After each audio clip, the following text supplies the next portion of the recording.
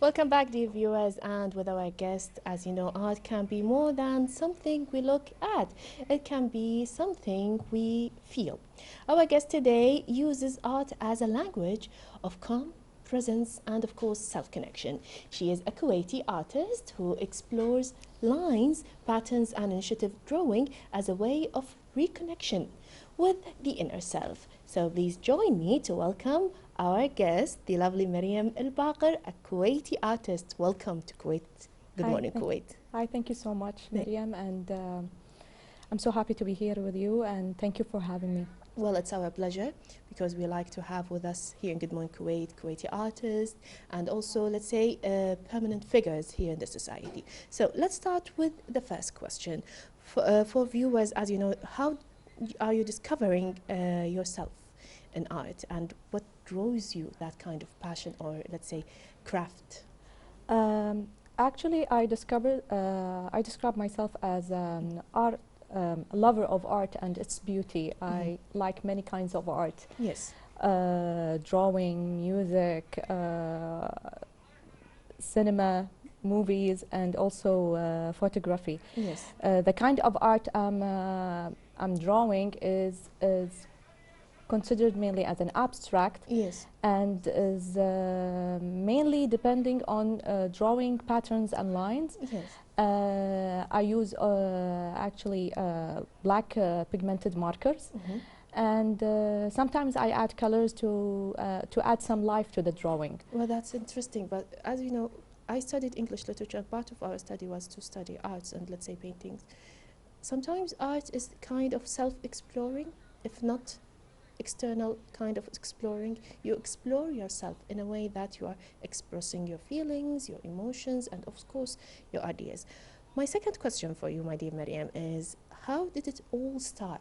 Okay. You became an artist, because every artist has that, let's say, muse or epiphany to kick the things. Okay.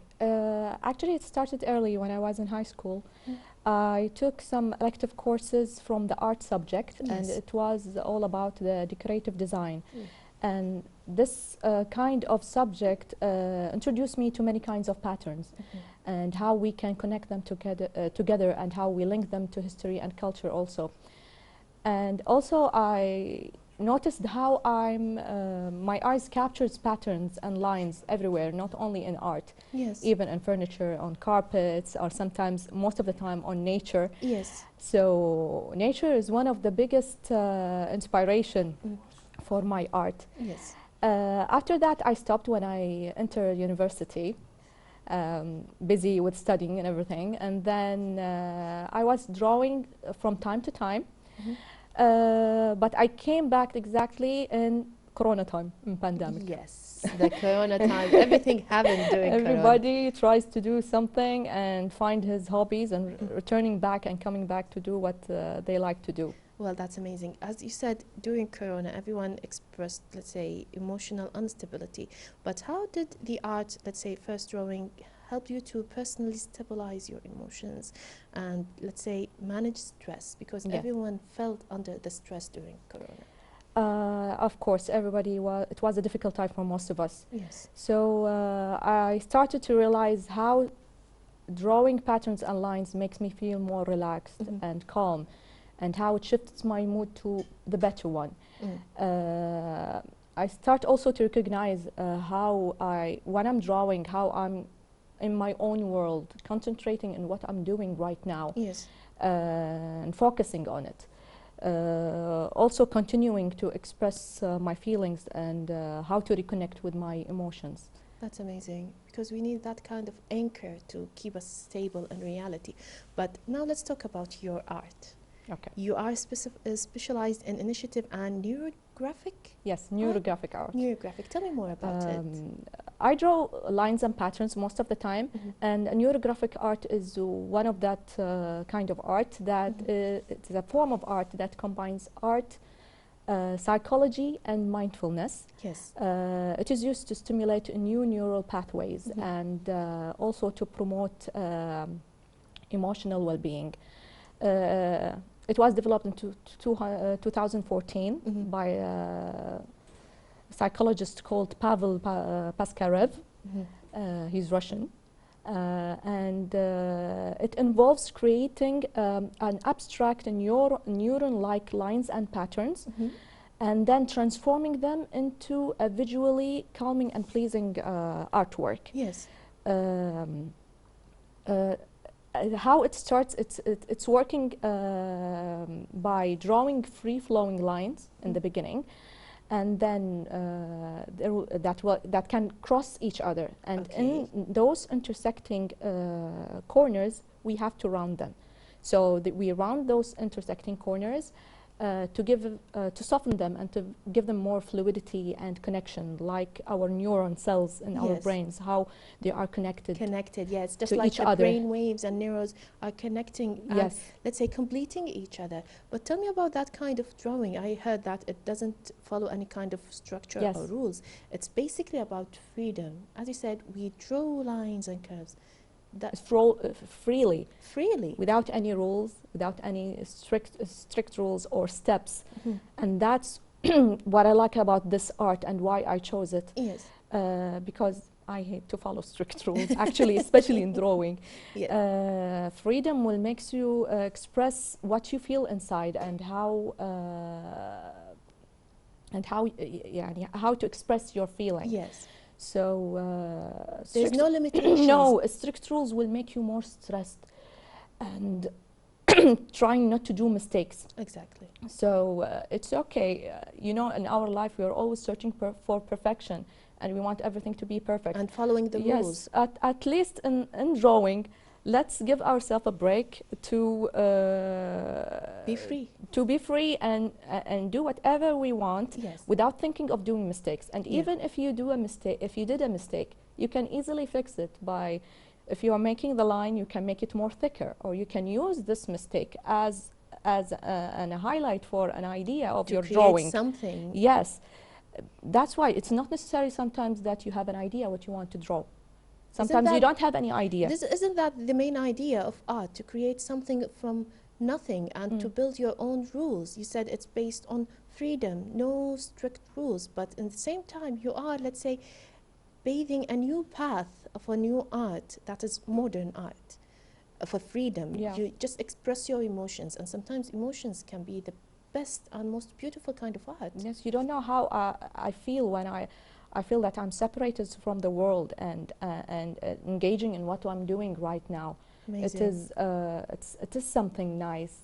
Even if I'm sitting in a crowded place, I didn't give attention for anybody surrounding me. So you are isolated? Yes, as if you are putting this noise cancellation. Yes. So you are in flight mode, noise cancellation mode, and you are extremely isolated, even if you are surrounded by millions of people. That's amazing. Now, jumping to my next question, many people believe they are not artistic. What would you say to someone who feels they cannot draw? Let's say, okay, so many people say we don't have that sense of artistry. The thing is, this kind of art is for everyone. Everyone can try it. Many people, before they join my workshops, they are telling me, we don't know how to draw, or we don't have any experience in drawing or coloring. I told them this is the perfect way to start. You can start with a simple line, and you can build on it lines and patterns, and after that you can see your drawing and imagine how it looks like. Amazing. Sometimes those lines looks like waves, so let me continue in drawing waves. And sometimes it looks like mountains. So as I said just now, it's not necessary that you have an idea what you want to draw. Sometimes you have an idea, and sometimes you don't have. Start with lines and build on them lines and patterns, and that will give you an idea what you're gonna draw. And as you said, even if it's a mistake, you can fix it. You can fix it easily. Yes, you can fix it easily.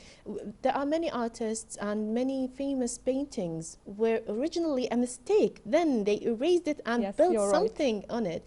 For instance, the Mona Lisa and Rembrandt paintings, where some of them were, they found that there are some mistakes within the painting, and then it was fixed. And this mistakes make it beautiful and give it make it special and valuable. That mistake is valuable. From mistakes, you build something artistic and let's say priceless. Now, how else? You also lead workshops. Let's talk about your workshops. Tell me about the workshops and who do you accept and how do you motivate people? Okay. I started doing workshops after Corona, and when I feel how this kind of art makes me feel calm, I want to deliver this thing to the people. And many people, when I start posting some of my drawings, they ask me, why don't you do workshops? Yes. That's why I started to give workshops. As we said, not everybody have experience, and this kind of art is for everyone. So many people, some of them, they don't have experience, and I always tell them it's okay, it's for everyone. Some people, they join to try something new. They do have an experience, but they want to try something new, and something that helps them in their life. And some people, they already join with other workshops and they enjoyed it. That's why they keep on registering again. That's amazing. Now, you said something amazing, that you express your emotions. Let's talk about now the influences. We know that there is nature, music, everyday experiences that may sometimes put us under stress and sometimes push us to be, let's say, better, to be the best of ourselves. Tell me about this kind of influence. Okay. Nature is one of my biggest inspiration. I always pay attention and notice the very simple details in nature. For example, let me tell you, when I'm walking by the seaside, I always pay attention and focus on the movements of the waves of the sea, how the sun rays sparkles on the seawater, how the sand, the lines on the sand when they are formed from the tides, the colorful patterns on the shells, the sound of the birds. All of these senses can give me an inspiration. You can, all of these, as I said, can give me an inspiration, but I feel that this is a gift.